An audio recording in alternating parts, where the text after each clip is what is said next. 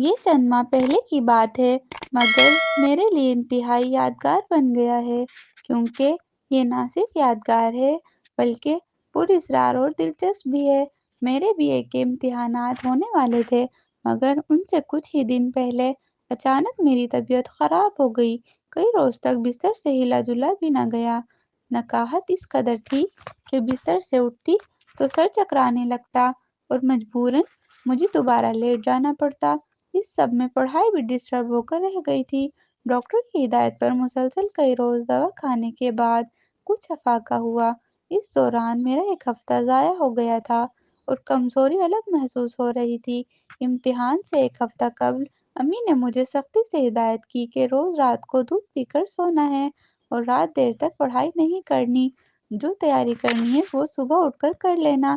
امی روز رات کو دودھ ابالنے کے بعد دودھ والی گڑوی میرے کمرے میں ہی رکھ دیتی تاکہ ذرا ٹھنڈا ہونے پر میں اس میں ایک گلاس نکال کر پی لوں اور باقی دودھ فریج میں رکھ دوں۔ چنانچہ میں ایسا ہی کرتی۔ یہ 2 روز بعد کی بات ہے۔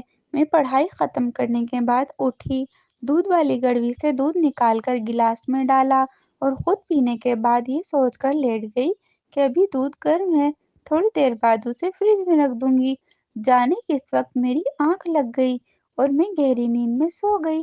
رات کا جانے کون سا پہر تھا جب اچانک میری آنکھ کھلی۔ اچانک کسی برتن کے گرنے کی آواز سے کھل گئی۔ مجھے کمرے میں کچھ گڑبڑ محسوس ہوئی اور میں نے اٹھ کر چاروں طرف نظریں گھمائی۔ پھر ایک جانب مجھے کوئی چیز تیزی سے حرکت کرتی نظر آئی، جسے دیکھ کر میری کیکی بن گئی۔ چھوٹی سی کوئی چیز میرے کمرے کے فرش پر تیزی سے اچھل رہی تھی اور اس کی اس حرکت سے برتن گرنے کی آواز پیدا ہو رہی تھی۔ اب میری نظریں نیم اندھیرے میں کچھ حد تک دیکھنے کے قابل ہو گئی تھی۔ اب میں نے جو غور سے دیکھا تو معلوم ہوا کہ کوئی سیاہ رنگ کی چیز دودھ والی گڑوی کو لے کر اوپر نیچے ایسے اچھل رہی ہے جیسے کوئی گیند ہو، اور اسی سے وہ برتن گرنے جیسی آواز پیدا ہو رہی تھی۔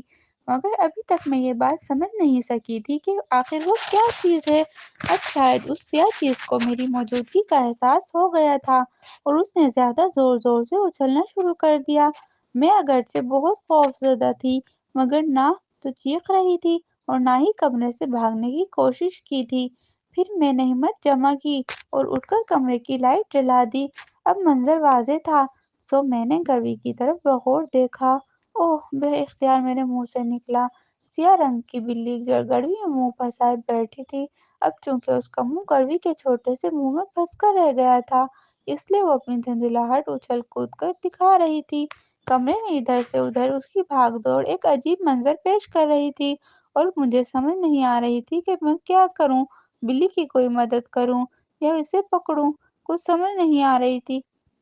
بلی اس قدر اشتعال میں تھی کہ اسے پکڑنا بھی ممکن نہ تھا۔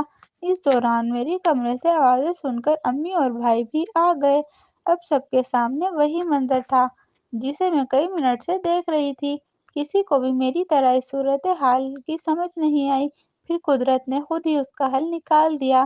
بھاگتی ہوئی بلی اچانک دیوار سے ٹکرائی اور پھر اس نے زور سے اپنے سر کو جھٹکا۔ تبھی اس کا سر گڑوی سے نکل آیا۔ کچھ دیر کے لیے بلی ٹھٹکی جیسے بھی منظر دیکھ کر حیران ہوئی اور پھر اس نے ہم سب کو حیران کرتے ہوئے کمرے میں لگے کولر کی طرف دوڑ لگا دی، مگر جلد بازی میں وہ کولر کے اوپر لگے ہارڈ بورڈ میں الجھ گئی اور اسے دوبارہ واپس آنا پڑا۔ اب اس کے تیور اور خطرناک تھے۔ وہ کراتی ہوئی ادھر ادھر بھاگ رہی تھی اور اسے راستہ نہیں مل رہا تھا۔ پھر وہ میرے کمرے سے باہر نکلی اور ٹی وی لاؤنج کی طرف دوڑی۔ اب بھائی نے آگے بڑھ کر ٹی وی لاؤنج سے باہر جانے والا دروازہ کھول دیا۔ بلی فوراً اس طرف آئی اور باہر نکل گئی۔ یوں یہ معاملہ ختم ہو گیا۔ اب اس بات پر غور شروع ہوا کہ بلی کے ساتھ کیا اور کیسے ہوا۔ سب کی مشترکہ تفتیش سے یہ بات سامنے آئی کہ رات کسی وقت بلی کولر کے راستے سے میرے کمرے میں آئی تھی اور اس نے دودھ کی خوشبو سے مجبور ہو کر گڑوی کے اندر پڑا ہوا تھوڑا سا دودھ پینے کے لیے اپنا منہ اندر تک گھسا دیا تھا۔ بس پھر اس کے ساتھ وہی ہوا جو اوپر بیان کر چکی ہوں۔ دوستو، اس طرح کی اچھی ویڈیوز دیکھنے کے لیے ہمارے چینل کو لائک کریں اور سبسکرائب کرنا مت بھولیے گا۔ شکریہ۔